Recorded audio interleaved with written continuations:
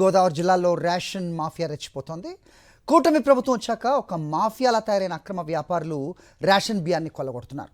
గతంలో దళారులు చిన్న వ్యాపారులతో నడిచే రేషన్ బియ్యం వ్యాపారం ఇప్పుడు సిండికేట్గా మారింది. రేషన్ డీలర్ల నుంచి నేరుగా ప్రజాప్రతినిధులు సూచించిన వారికి మళ్ళుతున్నాయి. అటు తిరిగి ఇటు తిరిగి చివరికి మళ్ళీ ప్రభుత్వానికే అమ్ముతున్నారు. గోదావరి జిల్లాలో రేషన్ మాఫియా ఎలా సాగుతుందో ఒకసారి చూద్దాం. ఉమ్మడి తూర్పు గోదావరి జిల్లాలో పేదల కోసం సరఫరా చేస్తున్న బియ్యంతో భారీ స్థాయిలో అక్రమ దందా జరుగుతోంది. రేషన్ కార్డుదారులకు సరఫరా చేయాల్సిన బియ్యాన్ని నేరుగా డీలర్ల వద్ద నుంచే కొనుగోలు చేసి ఈ అక్రమ దందాను నిర్వహిస్తున్నారనే ఆరోపణలు వెల్లువెత్తుతున్నాయి. గత ప్రభుత్వంలో బియ్యం అక్రమ రవాణా జరిగిపోయిందంటూ గగ్గోలు పెట్టిన కూటమి నేతలు ఇప్పటి బియ్యం మాఫియా గురించి నోరు మెదపడం లేదు. ఉమ్మడి తూర్పు గోదావరి జిల్లాలో నెలకు సుమారు 20,000 టన్నుల రేషన్ బియ్యం లబ్ధిదారులకు సరఫరా అందుతుంది.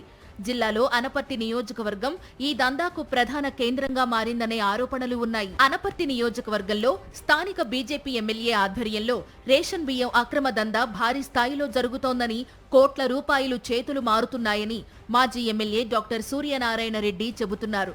కార్డుదారుల నుంచి కిలో బియ్యం 18 రూపాయల చొప్పున కొనుగోలు చేసి మిల్లర్లకు విక్రయిస్తున్నారని, ఇదే బియ్యం రొటేషన్లో మళ్లీ పీడీఎస్ బియ్యంగా మారి ప్రభుత్వం 40 రూపాయలకు కొనుగోలు చేసి సరఫరా చేస్తున్నదని ఆయన విమర్శిస్తున్నారు.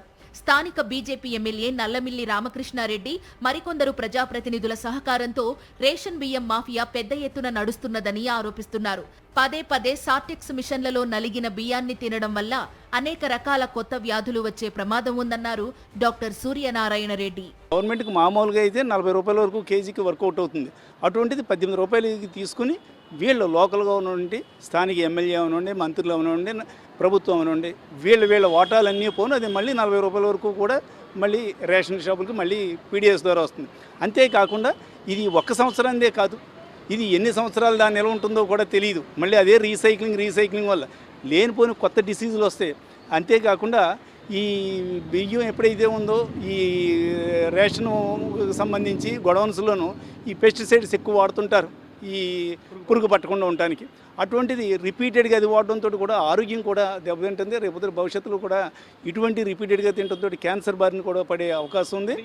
ఉమ్మడి తూర్పు గోదావరి జిల్లాలో రేషన్ బియ్యం దందా పెద్ద ఎత్తున సాగుతోందని మాజీ ఎంపీ వంగ గీత కూడా ఆరోపించారు. గతంలో చిన్నపాటి వ్యాపారులు కొద్దో గొప్పో బియ్యాన్ని కొనుగోలు చేసి జీవనం సాగించేవారని, కూటమి ప్రభుత్వ హయాంలో ప్రజాప్రతినిధులే ఈ భారీ దందాకు తెరతీశారని చెబుతున్నారు.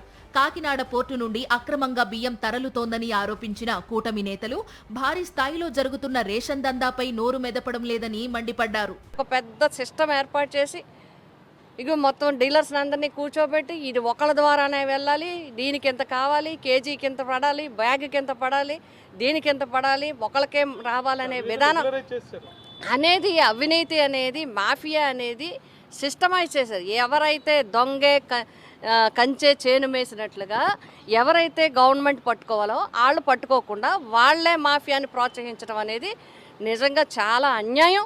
ఒక పక్క ప్రజలకు అన్యాయమే మాత్రమే కాకుండా ఇటు ఆరోగ్యపరంగా కానీ లేకపోతే వ్యవస్థ పరంగా కానీ మేము తీవ్రంగా వైఎస్ఆర్సీపీ పార్టీ ఖండిస్తున్నాం దీన్ని. కూటమి ప్రభుత్వ హయాంలో ప్రజాప్రతినిధులే సిండికేట్గా మారి రేషన్ డీలర్లు ఎవరికి బియ్యం విక్రయించాలో కూడా నిర్ణయించి కోట్లు దండుకుంటున్నారనే విమర్శలు పెద్ద ఎత్తున వినిపిస్తున్నాయి.